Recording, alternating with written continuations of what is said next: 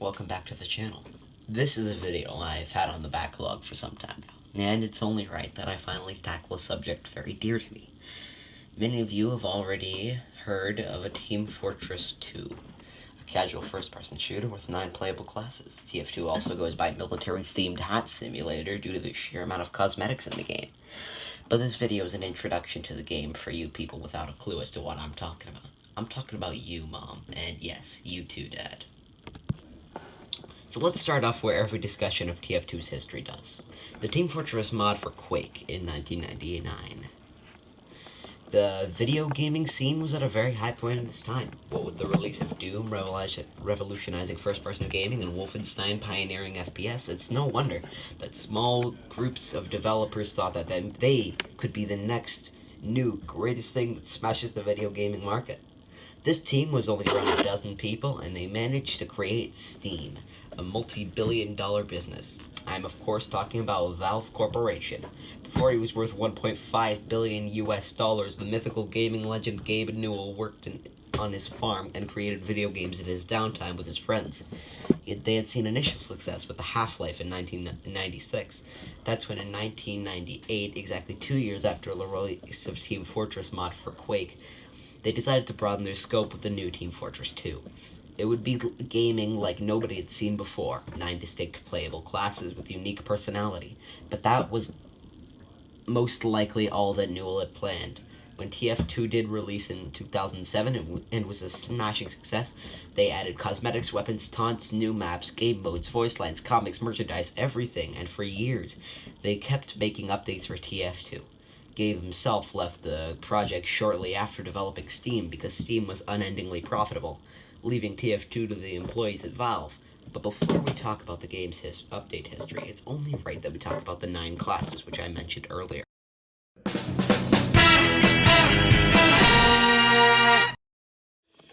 The Scout is the stereotypical flank, hit-and-run type class. He's loud, annoying, and filled to the brim with attitude. He's a regular Boston boy. His weapons also match his hit-and-run type of attack. Notably, weapons like the Criticola giving him critical hits when he's drinking it in exchange for making him more fragile. He's already the weakest class in the game by health, but he makes up for it in his fairly easy playstyle, which promotes a ton of skill when using his unlockable weapons.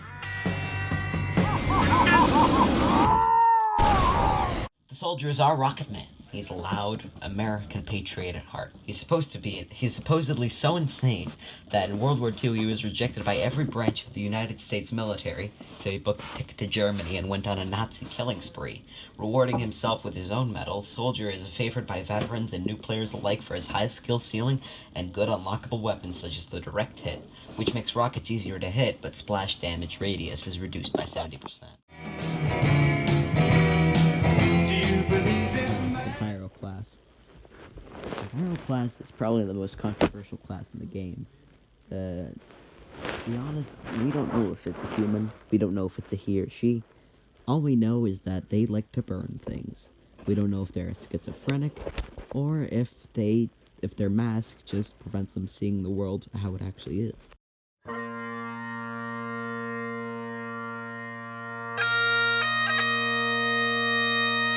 A black Scottish demolitions expert with one eye. Yes, perhaps the most interesting class by design. The Demo Man with some very unique weapons and playstyles. Demo Man, Demo Pan, Demo Knight, Sticky Tank, Ham Knight, Kamikaze Knight, Kamikaze Dogfighter, everything. Especially if noticed the Sticky Bomb Launcher, which can fire up to 8 stickable explosives which can be detonated at any time, cementing his role as a defense class.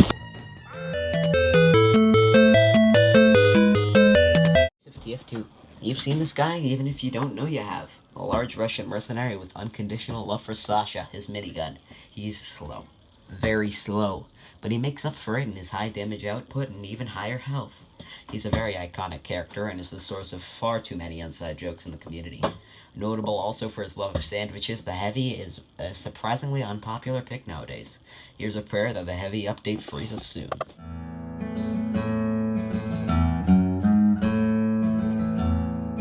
An amiable and soft-spoken Texan man. Perhaps the most sane of the classes, the Engineer is a kind man who helps his team by defending choke points, setting up teleporters, and dispensing health and ammunition with the dispenser.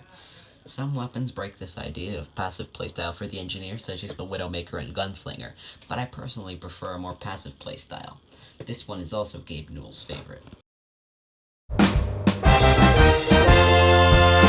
Master Assassin from the Outback. The sniper is among the more level-headed of the group, yet again, but can turn in an instant. He's a master of Jarate, the jar-based karate. After taking Manco brand urinary supplement pills, which tripled the size of his kidneys, allowing him to pee an inordinate amount, he can throw these jars of pee at the enemy to make them more vulnerable. Pound of progress, my friend. The insane German doctor who replaces people's hearts with baboon hearts so that he can make them withstand being temporarily invulnerable via electrostimulation. He's crazy, being able to make a syringe-firing gun out of a coffee maker and refusing to use anesthetic as it's less fun. He also has a glistening silver tongue, managing to trick the devil by only selling him part of his soul, as he had sold his other parts of his soul already, thus meaning he still had enough of his soul to escape out. An espionage master from France with an instant kill, backstabbing knife, several revolvers, a watch that makes him invisible, and a sapper which can destroy engineer buildings. Truly one of the most difficult to master classes in the game, but being very rewarding when you can. A large amount of applicable strategies and ways to disguise yourself as the enemy. All this brings in a lot of bad new players, me included for a time. With all that, I suppose it's update time.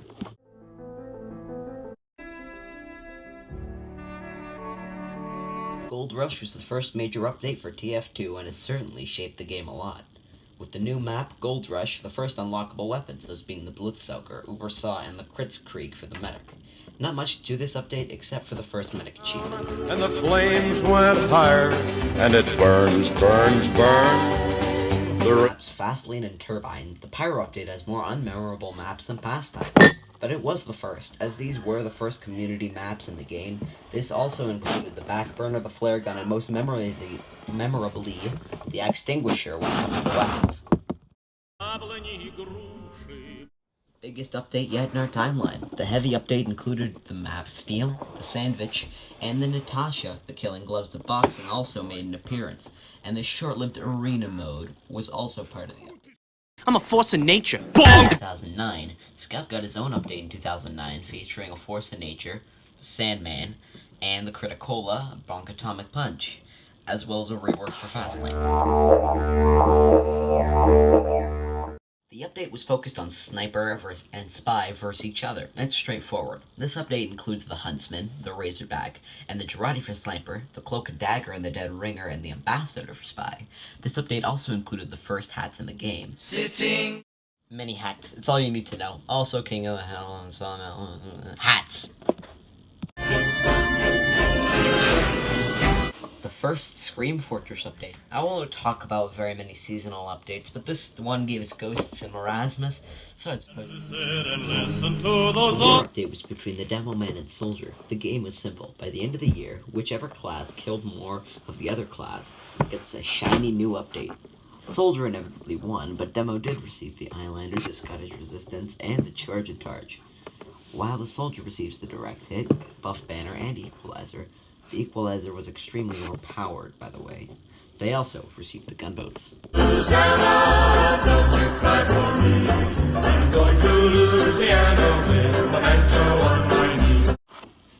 The NG update gave us Hightower, the Wrangler, Thunder Mountain. It was super. I love every feature, except the Wrangler. Valve nerfed the Wrangler. I work all night, I work all day to pay. This was the biggest update, making you able to sell your items at a profit, making the game free forever. Microtransactions, everything. Hat, Screams, TF2, trading. They also added a slew of new weapons. Oh, oh! Big Santa! Has finally come to celebrate Christmas!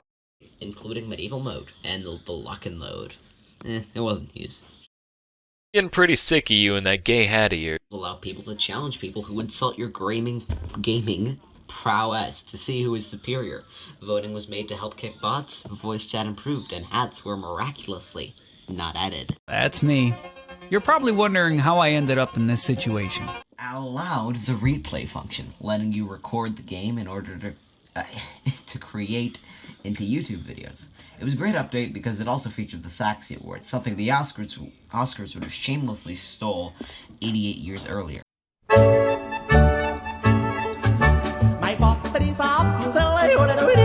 It was mostly hailed for Meet the Medic and the new weapons. I'm tired of listing weapon names, don't expect me to do it. Stop being. It would all just It would. It'd be bomb. great. I mean, this point's free anyway, dude. Like, it's fine.